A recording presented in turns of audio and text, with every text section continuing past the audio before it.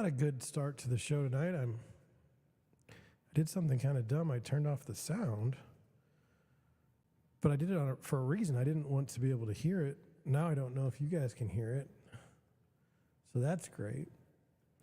I just want to check and see how that goes there. How are you tonight? I need to do a little bit better with my starts of my shows. Put that on the notes. Let me just check the settings because things are kind of screwed up today. I don't exactly know what's going on. Okay, so you do have sound. You do know I'm in there. You do have pictures, so that's good. So how are you? I was checking on Rumble just to make sure I was streaming there. We got a good show tonight, I would think. But how often do you have somebody come on and say, like, it's going to be a terrible show? I don't know. I'm going to put a hi in the chat just because I feel like it makes people know that I'm here and I'm alive. Things we're going to talk about tonight, I did not get a chance to talk about the creepy condo listing warning last night. I just blew it. I just went straight into the other news and forgot about that. We're going to talk about home prices in 2018 versus now, like a real world in St. Louis right this moment, what's going on. We're going to talk about the debt ceiling because I know that's very exciting. It causes all kinds of panic, but now everything's solved. They raised the debt ceiling, so everything's fine. No need for you to worry. And then finally, we're going to talk about an article that I read yesterday and want to bring it to you. It's 60% of Gen Z doesn't believe that taking out a mortgage is the best home buying option. That doesn't make any sense to me. I don't understand. So we'll go through that. We might not make it super late tonight because I'm tired. I did walk 20,000 steps today. I did walk 10 miles. It's the first time I've ever done that. And I don't know if I'll ever be able to do it again, but I did it, and I'm proud of myself. When I first started walking a couple weeks back, I didn't think I would be able to make it even 5 miles. So we're going to stop at 10. I feel like that's enough to get the desired health benefits, but not just, go overboard with injuries and whatnot. It takes quite a while to walk 10 miles. I need to get up earlier in the morning to get that done in a timely manner. We'll get to it. Wanted to start off the show tonight with a joke. A real estate joke. Here we go. Why don't real estate agents ever play hide and seek with their clients? Now, I would say because it's like unprofessional and we're not 12. But no, it says because good luck hiding when the commission's always right.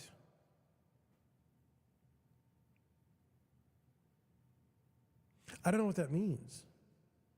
I don't think that's very funny. I don't know. I don't understand. Because good luck hiding when the commission's always right. Is that a shot at me as a real estate agent? Is that a shot at the client? It just doesn't make any sense. I'm all for a good joke, but I just don't understand that one. If you understand the joke, you should put it in the comment section or in the chat and explain it to me so that I would understand it and can relay the humor to others. Some of you might wonder what you've stumbled on. It's 4 minutes in, you've heard a real estate joke, you've heard a preview of the night's topics, but you don't know who I am and you don't know what we're doing. Well, this is the Deerwood Realty Livestream, and I'm John Schenk. I'm the founder and managing broker of Deerwood Realty in St. Louis, Missouri. We're a small residential firm. We help buyers buy homes and sellers sell theirs. At night, I do the Deerwood Realty Livestream, and I'd been working on it. I've done over 1,000 shows. No, I haven't done 1,000 shows. I've got 1,000 videos or more on YouTube. But I think I'm in my second or third year of live streams. If you've been around since the beginning, you've seen an evolution, a butterfly out of a cocoon, if you will. A cicada leaving its shell. We've had all kinds of problems. We've had computers blow up. We've had live streams where I forget to turn on the audio. We've had, every night I have difficulty with the darn changing of the screens. I've had warnings from YouTube about my content and that I made some jokes that were, I guess, off color, where they were concerned about my well-being, which is funny in its own right. But, you know, at night, I think this is me calming down for the night. I've done a lot today. This is me calming down, and you're coming along with me. Now, sure, you could watch other shows on YouTube. Now, I have no problem with that. Don't get me wrong. You could watch the live stream tomorrow morning. It's still going to be there. You're not going to get that one-on-one audience participation. But I mean, quite frankly, we don't have that anyway. So it's not like you're going to miss it tonight or tomorrow. It's funny. You often want to like kind of identify who is your target audience. I don't know. I really don't know. I would think real estate agents would kind of naturally gravitate toward my content because I think I speak things that, you know, we're all thinking, but we don't want to say because it might get us in trouble. I think that people that are just interested in maybe becoming a real estate agent or, you know, being in the industry and wondering what that might entail, I think I can help with that. I think the general public, anybody that's interested in just like what's going on in the real estate market, we talk about it every night. I mean, if you're thinking about buying a house soon or thinking about selling a house soon, I think we could work through that. If you ever have any questions that you'd like me to answer, you should put those in the comment section or put them in the chat.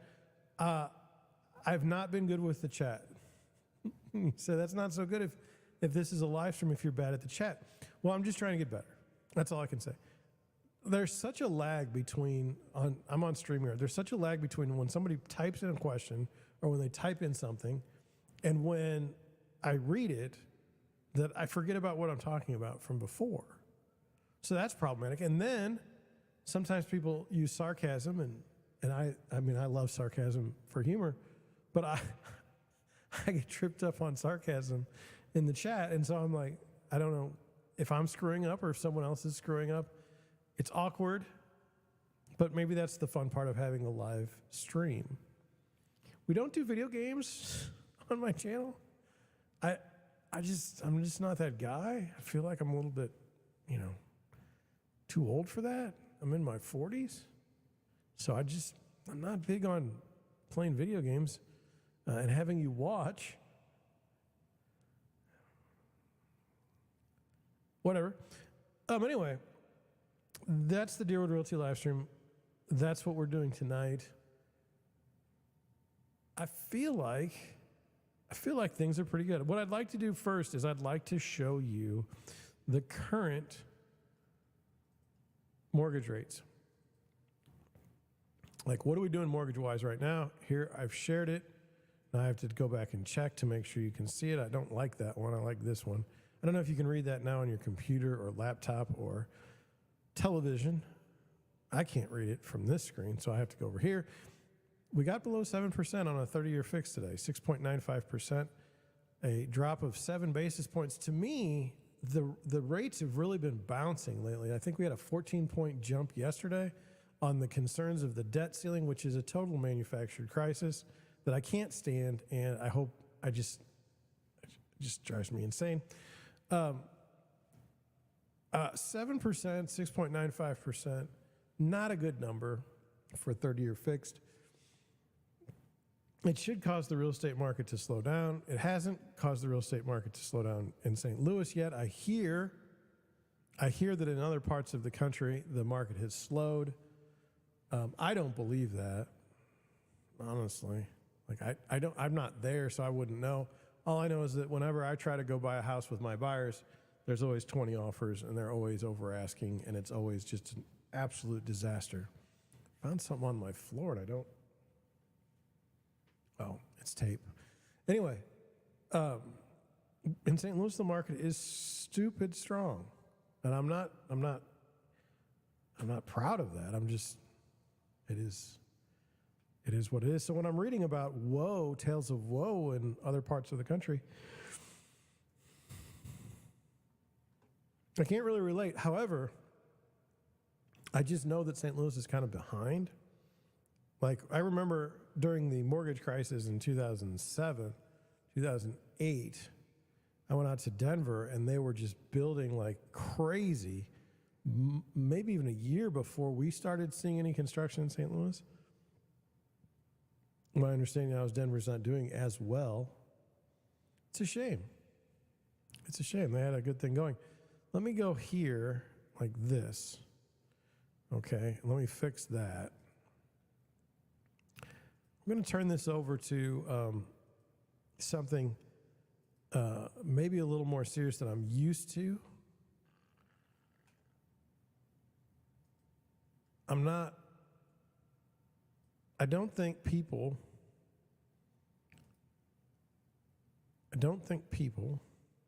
me get this right. Okay. I don't think people understand like the dangers of being a real estate agent. I think people think, oh, it's so, we make all this money, we have big old fat wallets and we don't do any work.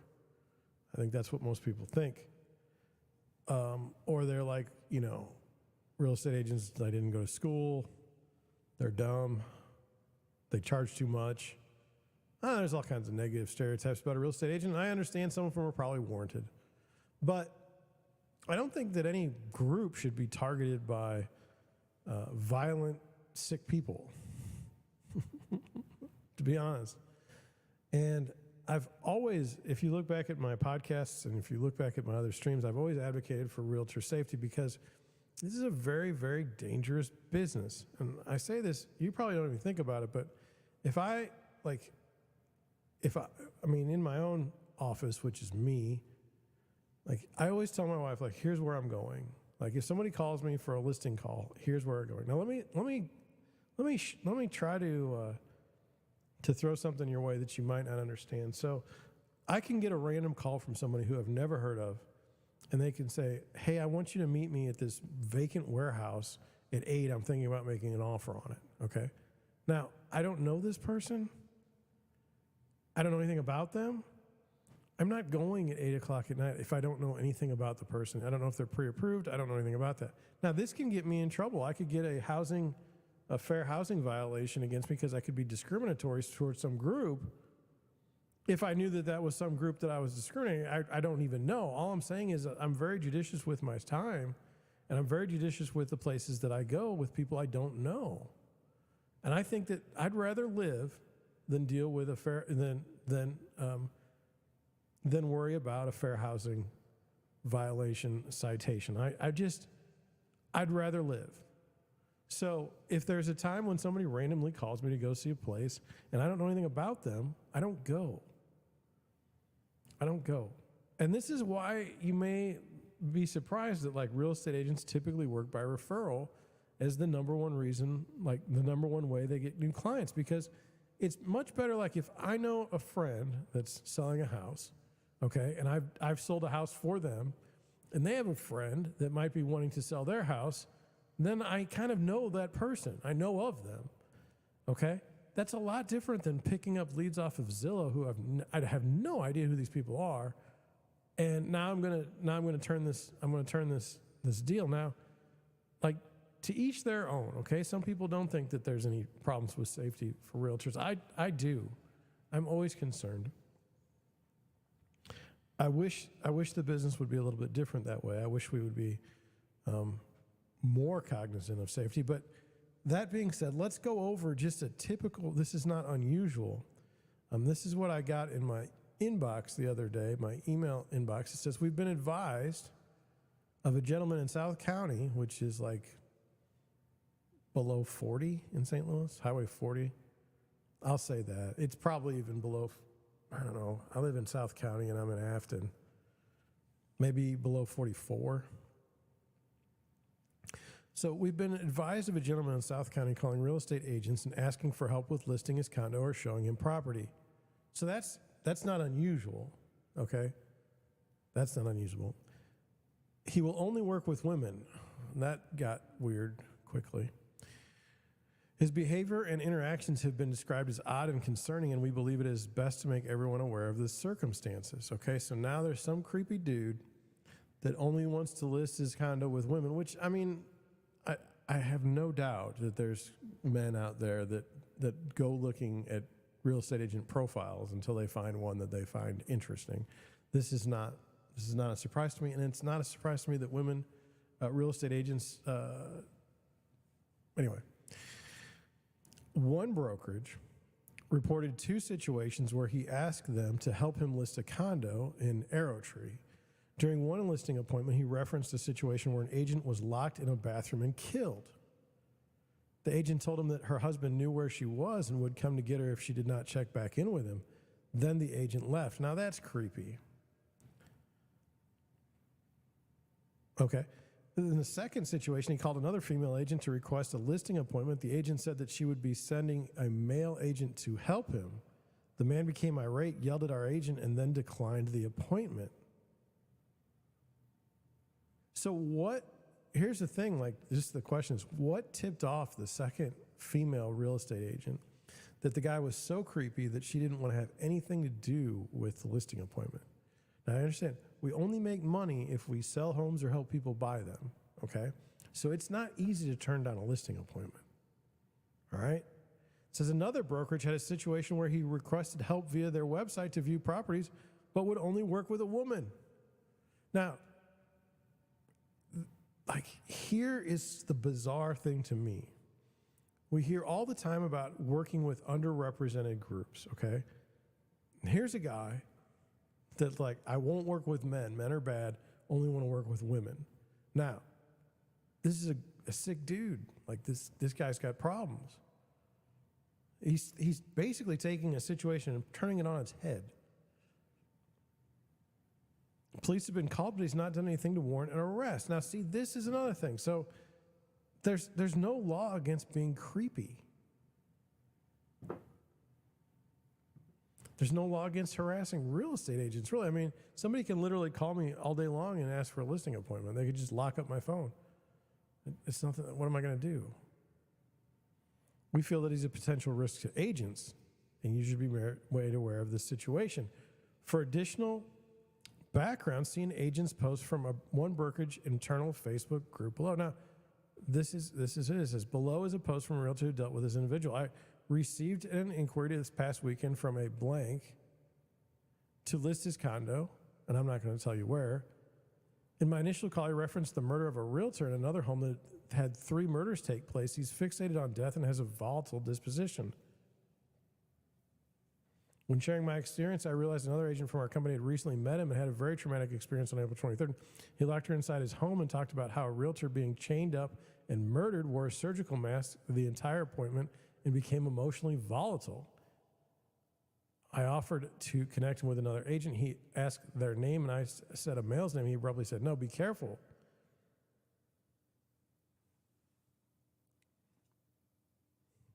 This is the shit real estate agents have to deal with. It's not all fun and games. It's not, and you say, well, nothing's happened yet.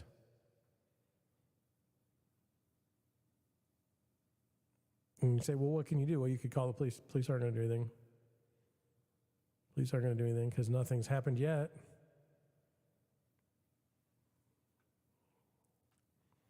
There's a mental health crisis in the United States. It's absolutely out of control. And I don't know if it's, I don't want to speculate as to why that is, but it's just out of control. And the stuff that we allow to go on in what's supposed to be a civilized society is ridiculous. This is an instance where it's just ridiculous that I've always been uncomfortable with people who prey on people that work. So people that try to earn a living, doing their jobs, minding their own business, and then have some thug, criminal, mentally deranged human attack them while they're working. I find this to be one of the lowest of the low in my values. I just can't stand it. And then if I say something, my hope is that something were to happen to this fellow, he would say the wrong thing to the wrong guy, and the guy would just take care of him. That would be, in our society at this time, that would be a bad thing. We're not allowed to have these thoughts. It's just weird. feel kind of like limited. I don't know. It's just gross. But that's the way things are. And I just want you to know, like, as a, I don't know, like a, hey, maybe you shouldn't say weird shit to your real estate agent when you're trying to list your house. Like, maybe you should just kind of be a normal human. That'd be good. Like sometimes, like I'll see on Reddit, I'll see places like, my agent isn't returning my phone calls. Well, why do you think that is? Maybe it's because you're an asshole. Maybe it is. Maybe you might want to consider, like, looking in the mirror and saying, hey, maybe I'm the reason why my real estate agent doesn't want to have anything to do with me. I mean, just put it out there. Anyway, in the context of real estate agent safety, I think more must be done. When you say, John, what do you mean more must be done?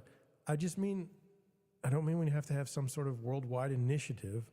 I don't think we need to have a focus group. I think we just need to understand, like everyone, like this is not always a safe line of work. That's all. Well, on that pleasant topic, I think we should get into some tweets. So we will. I got to hit the right button. Let's see if this gets in there. Let's go here. Oh, here we go. Good. All right, first one is from Nick. I'm going to go with girly. I don't mean to be mean if it's Jurly or something, but anyway, it says Wall Street investors have officially abandoned the housing market, with Redfin reporting a colossal 49% crash in investor purchases in Q1 2023.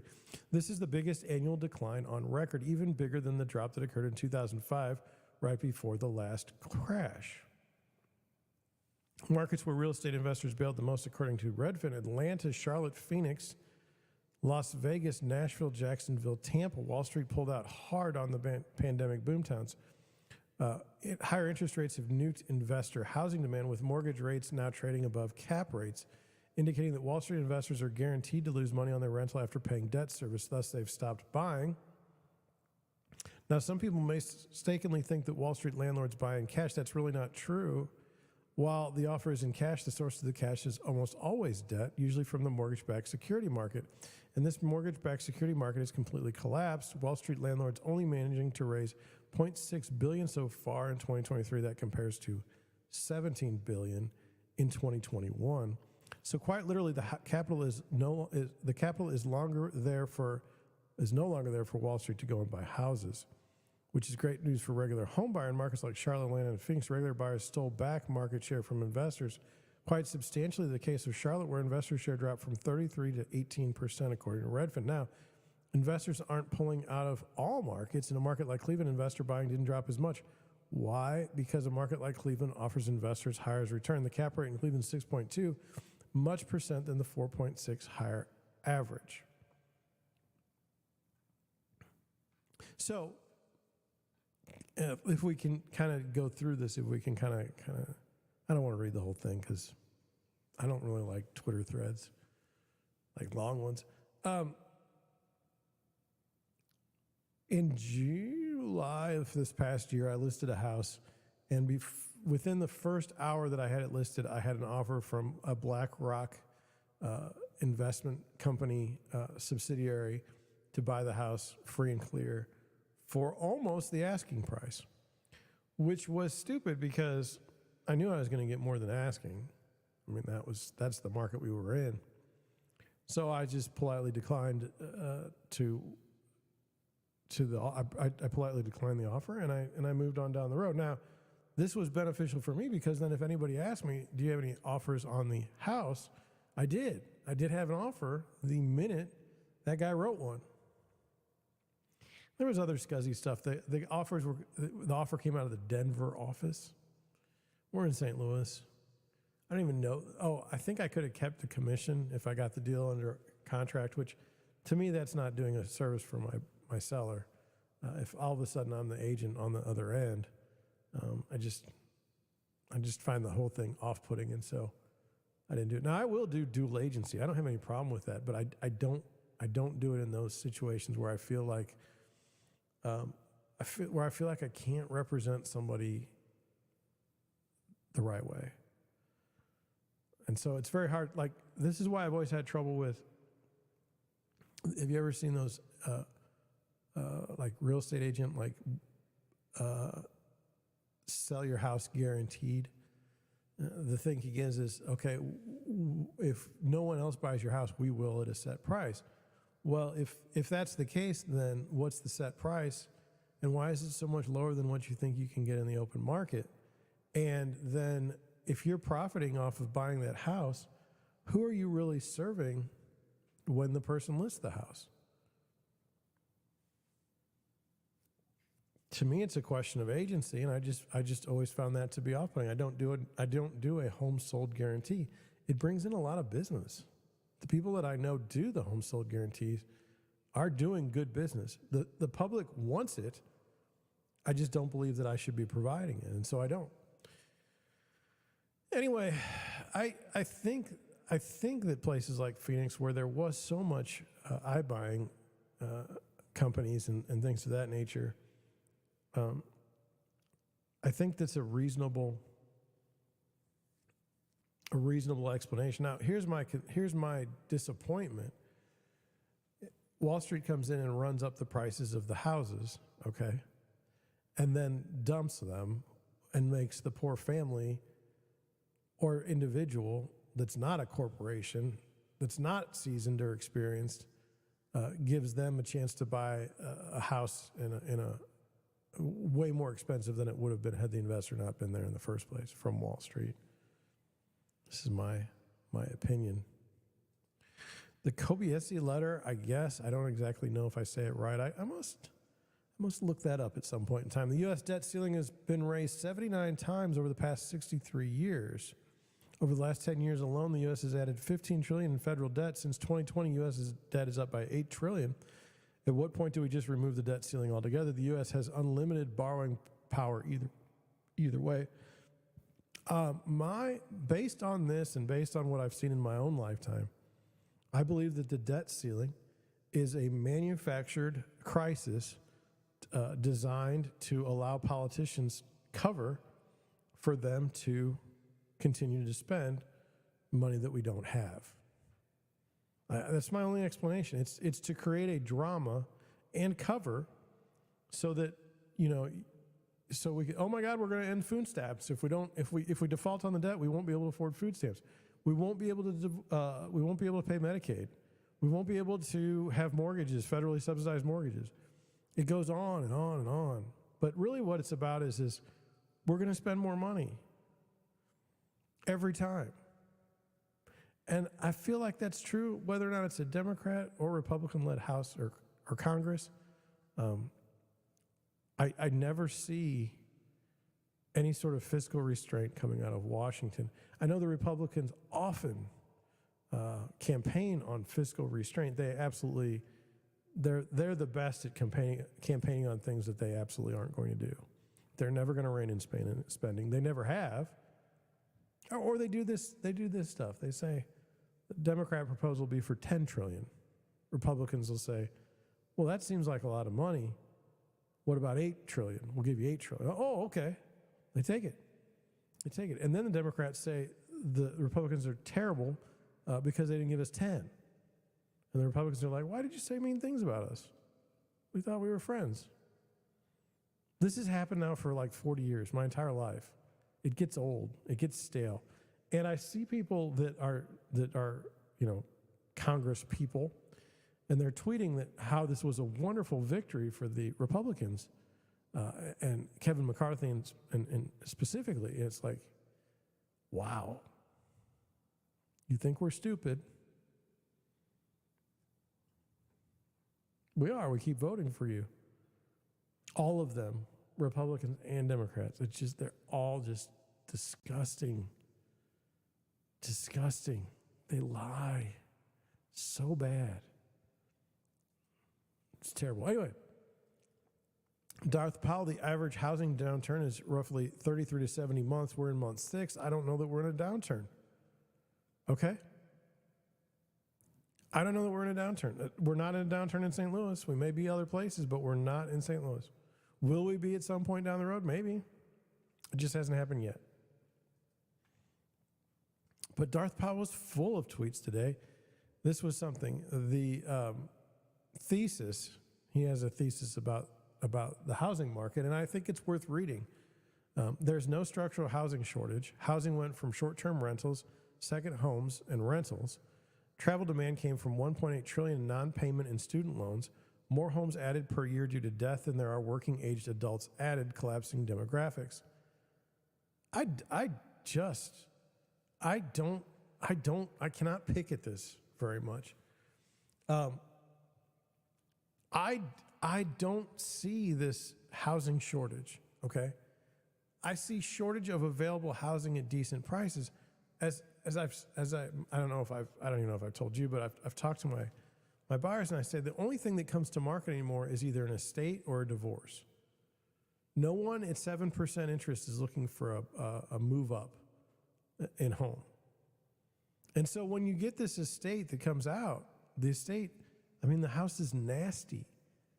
And when that house normally would come out for like $50,000 below, $50,000 below what a good house would sell for in that neighborhood.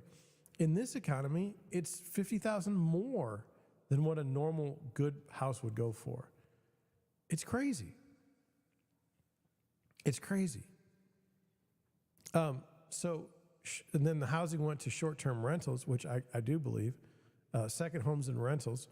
I think a lot of housing in the United States has been monetized or commoditized, if that's even a word. Commoditized?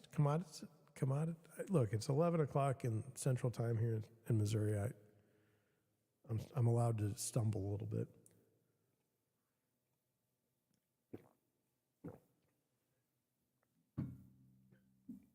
I don't know about this travel demand from 1.8 trillion non-payment. I have a stepchild that has been traveling,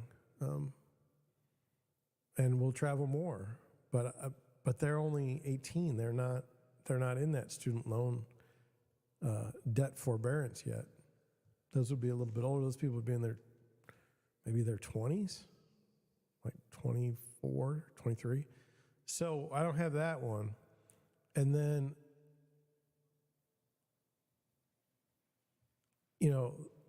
if it's true that the more homes that are added per year due to death than there are working aged adults added, collapsing demographics, I don't know. I haven't looked at the demographics. It does to me make sense. It could very well be true. I don't know if it is. Moving on. This is I saw this from like 70 million people today, but I just picked this one, Michael Burry Stock Tracker. The U.S. just hit $1 trillion in credit card debt. A credit crisis is coming. I don't know. The thing is, before the 2007 financial crash, I felt like I knew what was going to happen. People were going to go, businesses were going to go under. People were going to lose their jobs. People were going to lose their houses, and we were going to reorganize and things would get better. It didn't really happen, and like the scale that it should have. It just seemed like we kicked the ball down the road. It seems like we're going to do the same thing here. I've just seen things in my life now that,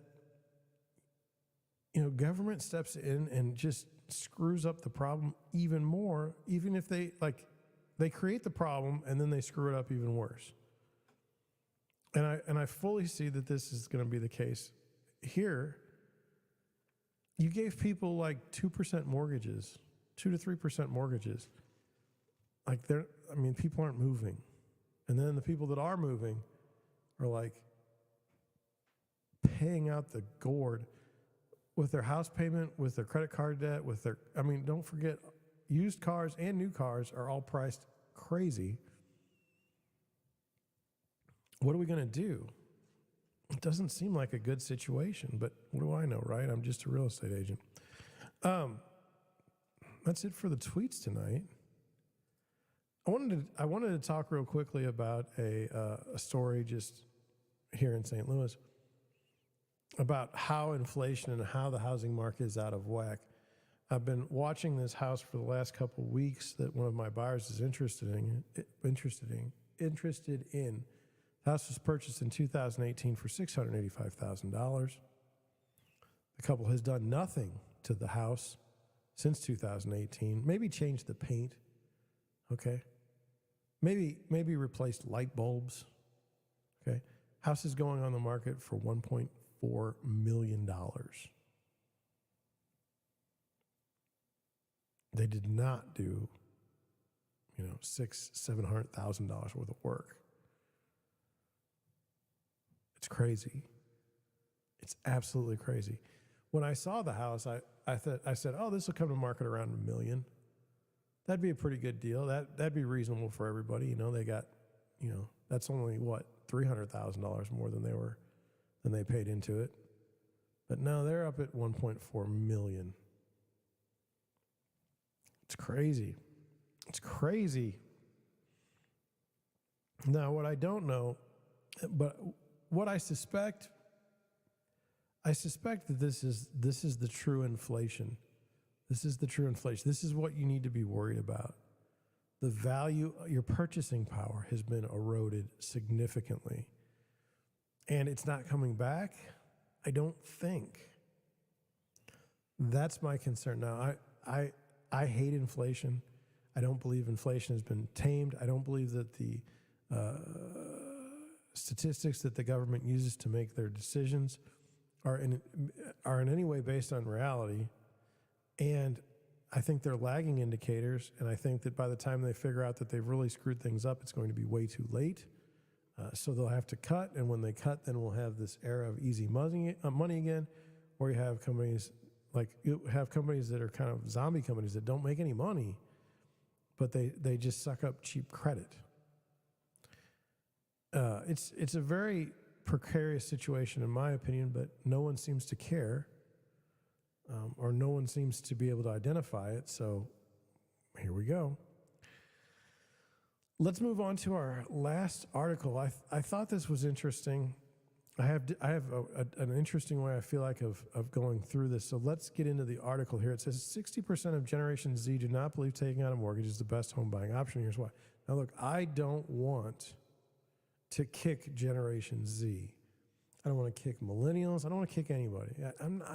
I really hate even describing a group by their age when they were born characteristics versus like who they are as individual people. But that doesn't stop people from writing articles like this. And so let's get through it. It says the traditional path to homeownership involves agreeing to 30 years of mortgage debt, but the youngest adults might be looking for a fork in the road. Now, it's 30 years in the United States, and you don't have to do 30 years. You could do 15 years. You could do any number of things. So I disagree with the premise already. First sentence. A new Go Banking Rates survey, which I've never heard of, so I don't know that they're legitimate, of more than 1,000 people found that young adults between 18 and 24 are less impressed with mortgages than any other age group. I don't even understand how one becomes impressed or not impressed about a mortgage. Like, is that, I can see someone being impressed by a shiny new car. I've never seen one say, oh, hey, look at that cute mortgage you have. Okay? So I'm already having problems with the article. It says fewer than 5% of Gen Zers strongly agree that mortgages are the best solution for buying a home, and 2 out of 3 either disagree, strongly disagree, or are neutral on the subject. Well, how many 18-year-olds do you think are buying houses as a percentage of the population?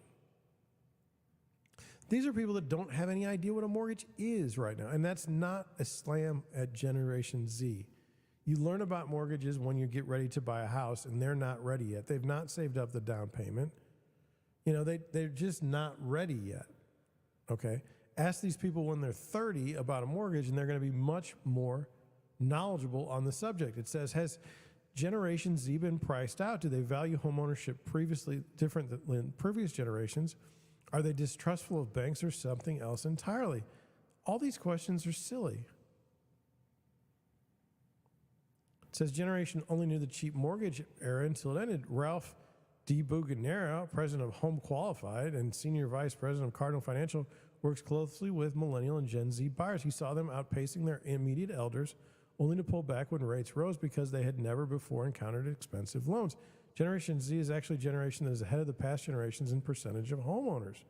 There you go. He cited Redfin data showing about 30% of 25-year-olds own their own homes, which is 5% more than when millennials were that age. Now, that's more, a 25-year-old is more reasonable purchase, a home purchase. That makes more sense than an 18-year-old as they're citing in the beginning of the article. It says, I believe we're seeing two things amongst Gen Z buyers.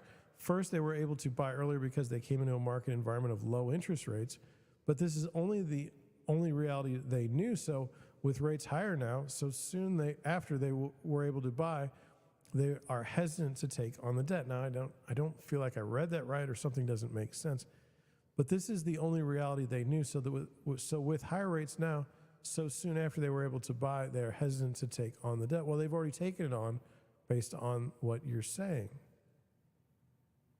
If they can ditch the home to work commute, they can ditch the home. High interest rates aren't the only post-pandemic shift that might be making young adults rethink the value of a mortgage. Again, I don't even think that's worded right. That doesn't make any sense. There's no value in a mortgage. It's a financial instrument. The concept of a house as a home base on the other end of the commute is changing too. They, in a lot of cases, will not need to buy homes to support their in-office jobs or commutes, as a lot of the positions they're taking are remote or virtual. Depending on how remote they want to be, a mortgage can be more of a burden than an investment.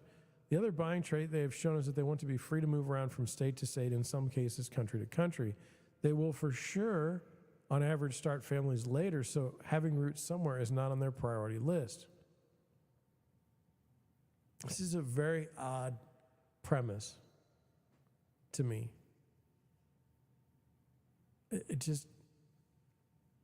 Generation Z arrived alongside the home crowdfunding movement. Many Gen Zers never knew a time when you couldn't organize online funding drives for just about anything. So it's only natural that some of those who came of age in the crowdfunding era would leverage it for home ownership as adults. I've seen many Gen Zers go for crowdfunding to buy a house. It has become a well-known trend in the past years. Mortgage industry data and information provider HSH reported on it as an emerging concept as early as 2014, and sites like Feather and The Nest and Home Funded specialize in crowdfunded down payment gifting. Isn't this fascinating? Can you imagine crowdfunding your down payment for your mortgage? Like, who would actually give you money? Like, what the hell is wrong with you? They're also at least a decade away from peak buying age. That's what I'm saying. Look, you're 18 years old. You're not buying a house right now. I don't think, unless you've been working since you were like 14. Jay Garvin's business development manager and leader of Garvin's group of Churchill Mortgage and host of the Jay Garvin Show on KRDR Radio. I don't have my own show on KRDR Radio. I don't have my own real estate show in general, other than my real estate live stream, which you're watching right now. Echoed D. Bugnera's opinion that Generation Z is wide open to the idea of home ownership, even if they're not ready for mortgages. Knowing that the median age for a first-time home buyer ranges from 33 to 36 years old, I would say Generation Z is actually ahead as a generation in terms of overall movement towards purchasing homes. After over 20 years helping people purchase homes, I see Generation Zers as being more independent than the millennials who came before them. I hate these generalizations. It drives me nuts. Conventional wisdom says that if they aspire to home ownership, then they must be opting out due to rising costs, but it could just be that they're young. No, I think when you look at a $200,000 house being a starter home, and you make a little bit more than minimum wage, it's kind of out of at a 7% mortgage. It's kind of a like, this doesn't look good. Many young adults are still at the early stages of their careers, and while they may aspire to own a home eventually, it's not necessarily a priority right now. As with any generation, Generation Z's approach to homeownership will continue to evolve as they age and their financial situations change. It's fascinating to observe these trends and consider what they might mean for the future of the housing market. Well, I mean, if you just want to sit around, have a couple beers with someone, and discuss the mortgage priorities of a Gen Zer, I guess. It says those who buy tend to have help from home, like the generations that came before. Many of those who were buying earlier are doing it with the help from the original crowdfunders, mom and dad. I've had several conversation and purchase transactions recently with Gen Z members, and I don't see the conversations being much different than other generations, except for the obvious fact that they are younger and almost always have their parents involved.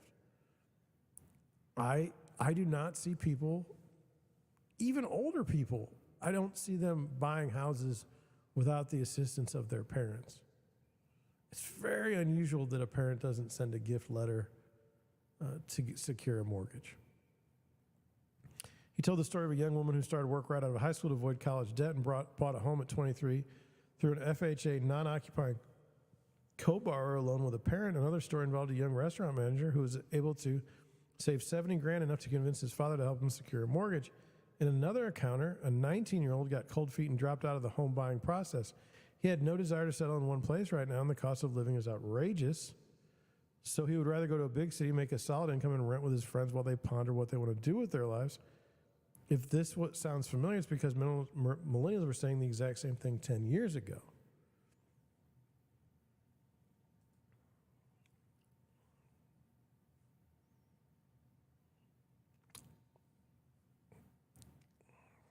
How did you manage to write a story about that? Oh, my God. We need content, eh? All right, so I had some questions. I just wanted to go over them. I thought that kind of be interesting. It says, if Generation Z is looking for alternative paths to homeownership, what innovative solutions might they come up with that could reshape the housing market? Well, I don't want them to reshape the housing market. I would just prefer stable mortgage rates and stable home prices. That's what I think would be good for the housing market.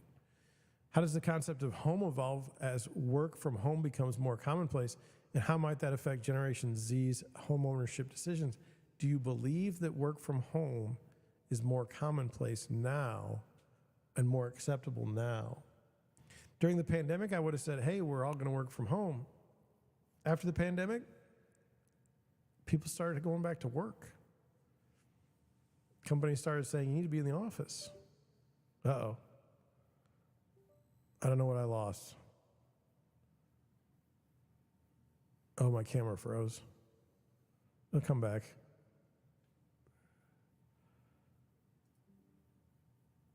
Here we go. I'll fix it. You can hear me.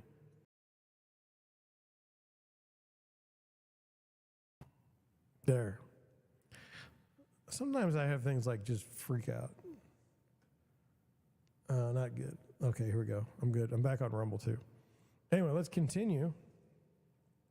It says, with crowdfunded home ownership emerging as a concept, what are the social implications of turning a traditionally personal milestone into a communal effort? I don't want a communal effort to buy a house. I don't believe in it takes a village. I don't believe in any of that crap. I think you're in this for your, I think you got to go do things on your own. With the shift towards flexibility and mobility, how might Generation Z's housing preferences influence the future of urban and rural development? Could this trend of skepticism towards traditional homeownership force changes in the financial sector? Will banks and lenders need to offer new products to cater to this demographic? Should they? You know, the 30-year mortgage, fixed-rate mortgage, is a blessing, an absolute blessing. It's almost unique entirely to the United States. I mean, other countries have fixed-rate mortgages, but they're not fixed rate for 30 years. They reset like every 2 years or every 5 years. So, I mean, it's a pretty nice deal. If parents are assisting children in home ownership, what does this mean for the concept of financial independence of Generation Z? Well, look, if your parents need to help you buy a house, it is what it is. If they want to do that, if they want to take that risk, deal with it. It says, if Generation Z are indeed delaying home ownership, what does this mean for other life milestones like marriage and starting for a family? Well, that ship has sailed. Nobody wanted to have a family. Nobody wanted like marriage, and nobody wants to have any of that stuff right now. You know, everyone's demonized it so much that we don't do those things anymore, right? It's not considered the right path. So, I mean, that's a much broader problem than Generation Z. What kind of impact might Generation Z's hesitation about home buying have on the rental market in the coming years? Well, that's a good question. I don't have an answer. What changes might we expect in the housing market if more and more Generation Zers are open to the idea of living and working remotely? Well, I mean, it's just this thing. It's just not Generation Z. I mean, I'm open to the idea of living and working remotely. Doesn't mean I don't want to have like a house somewhere. I mean, if you're a kid, okay, like why would you think that having a 2,500 square foot home in the middle of the best school district in a city, and it's $600,000, $700,000, why would you think that's a good idea? I mean, maybe we should laud these youngsters for having the intelligence to realize this is a scam. This is going to keep me in debt for 30 years, and for what? For what? To own an asset that's always fluctuating based on government fiat currency? Manipulation? Maybe they're really, really smart.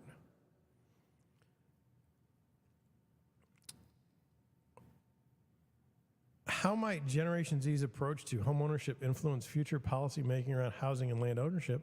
I don't think you make policy based on one generational group. I think that's been one of the problems that we've seen is the boomers, and I'm not against the boomers, but the boomers have pretty much controlled every aspect of politics for the last 50 to 60 years. I don't know that that's been good for the country. Could the trend of Generation Zers being more willing to move from state to state influence how states market themselves to potential new residents? Well, they should always be marketing themselves to potential new residents. And they should be doing that by trying to attract more businesses to invest there. And when those businesses do invest there, you'd better not kick them. You really probably shouldn't do that. You should probably encourage them to stay and help them grow as best you can.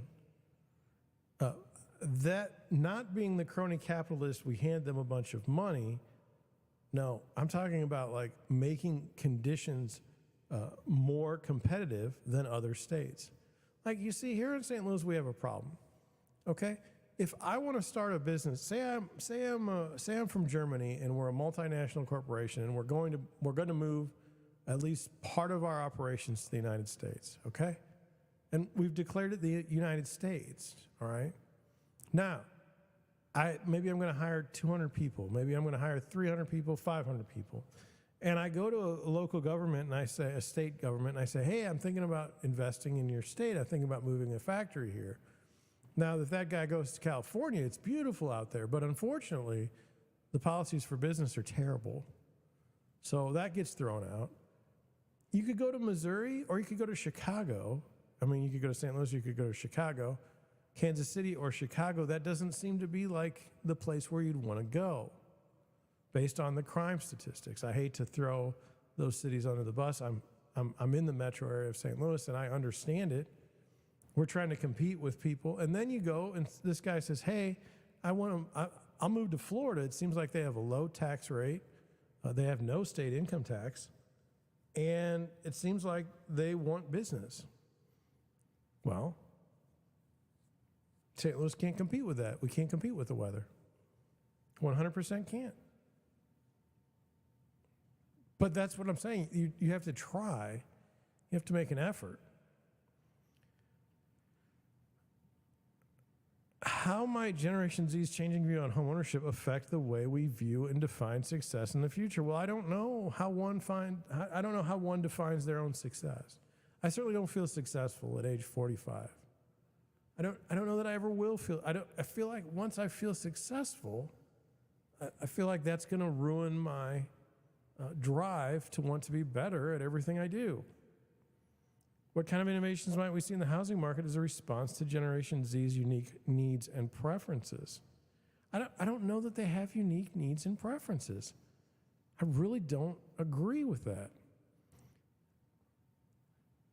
What do you think? You should put it in the comment section below. I think I'm gonna head out.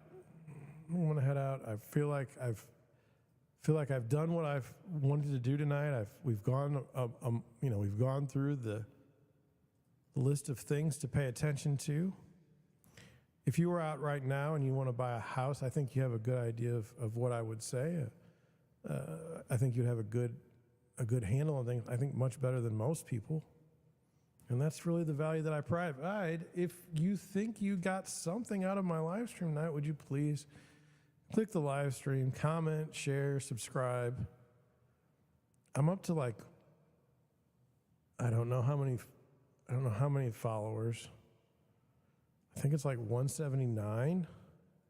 I'd really like to get to 1,000, but stats and whatnot.